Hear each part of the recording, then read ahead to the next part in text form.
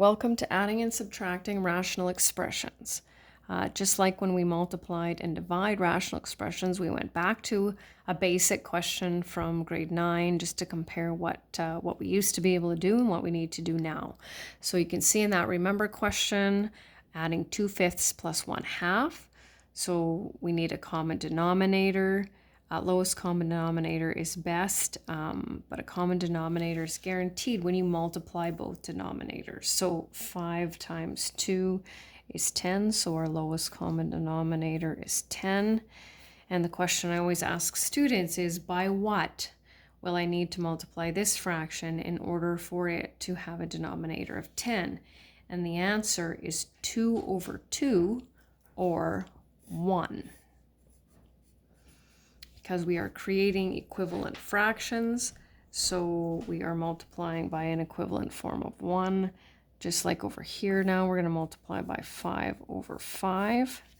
So that will give us 4/10 plus 5/10. And then we add numerators, keep the denominator the same, simplify if necessary, but of course, no simplifying is necessary. So just changing it a little bit, just so that it's kind of reasonably, let's see, can I fit it there? Yeah, reasonably simple there. Just put it up there. So we also need a common denominator for adding and subtracting rational expressions, as well as the one that we just did. So steps for this are indicated on the right. Step number 1 is factor denominators. They're already factored, so we're good. Step number 2 is state the non-permissible values. That shouldn't be complicated, and my guess is already you're very familiar with those, and it cannot be -2 or -5.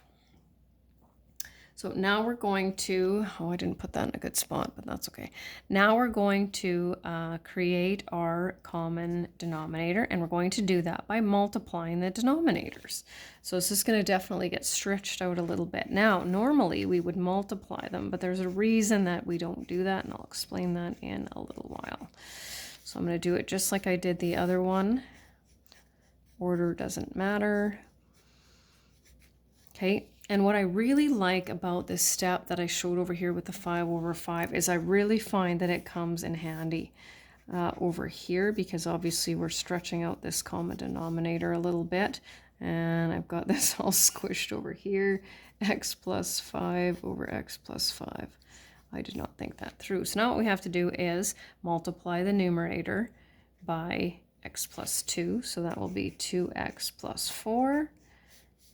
X plus 5, and we follow the same steps. We simplify the numerator, so 2x plus x gives us 3x, 4 plus 5 gives us 9, all over this. And then we have to check and make sure that this isn't factorable. It is. It's got a GCF, because it always has to be in the simplest form possible. But there's nothing else we can do here, because nothing cancels. We don't have any forms of 1, and that is our final answer. And this takes a little bit of practice, like most things, right? So we will factor this one, a minus 3, a plus 3, plus 5 over a minus 3. Now, you might think, okay, well now we've got to multiply this by this, and it can get complicated, but they already have this part in common, don't they? They already share the a minus 3. But what this one needs is that a plus 3. So that's what we're going to do. We're going to keep it as simple as possible. So in this case, and it happens in other situations, right, when you only have to multiply one of the fractions by a suitable form of 1. So we'll go with 3a minus 1. Lots of writing here. And plus 15. A minus 3, a plus 3. Adding our like terms, so we have 8a plus 14. For a minus 3, I just realized I forgot my NPVs. GCF.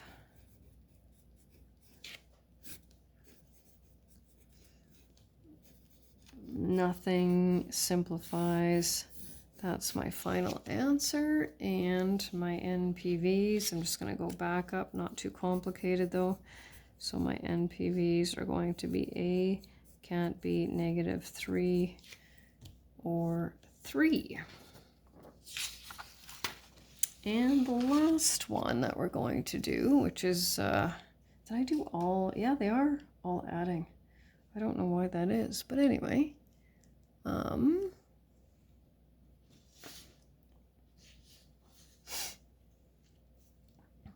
Follow these steps.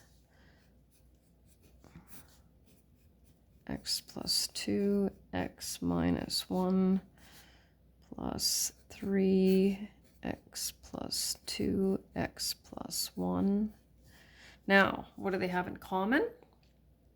They both have the x plus 2.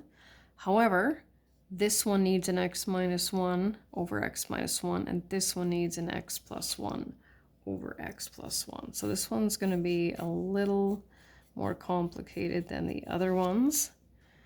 I can't even quite fit it all in, but I'm writing x minus 1 over x minus 1. So now what we have to do is multiply x plus 1 times x minus 7. That goes back to foundations and pre-calculus 10, where we've got 2 terms by 2 terms, so we need to do 4 multiplications. So that's what is commonly referred to as FOIL, right? So x, now I did that pretty quickly, and this, of course, we have to rewrite. Okay, but just to give you a little bit of an explanation, x times x is x squared, x times -7 is -7x, 1 times x is 1x, -7x plus 1x is -6x, 1 times -7 is that. And just so that you can, oh, I'm going to try to squish it if I can, because it will shorten itself up. 3x minus 3. This one's not too bad. Now we're going to add. Now, if this was a subtraction sign, because there are some questions with subtraction, you just have to remember to put that in brackets and distribute that negative to both parts in that case. But we're still adding x squared minus 3x minus 10 for x plus 1 times x plus 2. This is factorable. Lucky for us. It's again this time where I realize I didn't do my non-permissible values, but again, you know, getting into a habit of whenever you'd like to do them, it's fine. So now you can see, right, we've got those 2 that we can cancel out, and my final answer is x minus 5 over x plus 1 times x minus 1. Stretch that out a little bit. I like to box up my final answers. But that's not necessary. Can't forget the NPVs. Let's go back to that. X cannot be -2, -1, or 1. And that's the end.